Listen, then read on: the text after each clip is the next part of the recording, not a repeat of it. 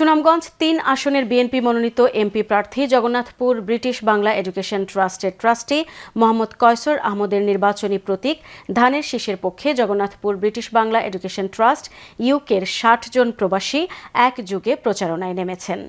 জগন্নাথপুর পৌরসভার সামনে থেকে একযোগে আনুষ্ঠানিকভাবে প্রচারণায় নামেন ট্রাস্ট নেতৃবৃন্দ। শহরের জগন্নাথপুর বাজারের অলিগলিতে ধানের শীষের লিফলেট বিতরণ করেন।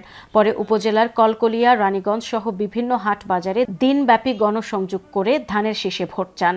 প্রচারণায় নেতৃত্ব দেন জগন্নাথপুর ব্রিটিশ বাংলা এডুকেশন ট্রাস্টের প্রতিষ্ঠাতা সাধারণ সম্পাদক মুহিব চৌধুরী, সাবেক সহ সভাপতি এম এ কাদির, সাবেক সাধারণ সম্পাদক মুজিবুর রহমান, ট্রাস্টি কলকলিয়া ইউনিয়ন পরিষদের চেয়ারম্যান রফিক মিয়া, ট্রাস্টি সমীর উদ্দিন, লেখক সাংবাদিক শায়েক আহমদ, জগন্নাথপুর উপজেলা ছাত্রদলের সাবেক সভাপতি রাজু আহমেদ, প্রবাসী আওলাদ হোসেন সহ আরও অনেকে।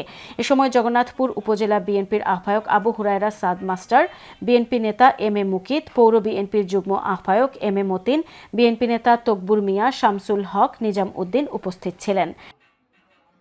তাকে জয়যুক্ত করতে হবে এবং বিপুল ভোটে জয়যুক্ত করার জন্য আমি সবাইকে অনুরোধ করব, দল মত নির্বিশেষে আসুন আমরা উন্নয়নের খাতিরে এই ইয়াং ম্যানকে আমরা জয়যুক্ত করি। কয়সর আহমদকে বিপুল ভোটে বিজয়ী না করি তাহলে আমাদের কপালে বিশেষ করে জগন্নাথপুর শান্তিকুঞ্জের উন্নয়নে খুব দুর্দশা আছে। তাই আমরা এই 12 তারিখের নির্বাচনে আমরা যখন ভোট কেন্দ্রে ভোট দিতে যাব, আমরা কিন্তু কয়সর আহমদের বিকল্প আমরা কাউকে আর দেখতে পাচ্ছি না।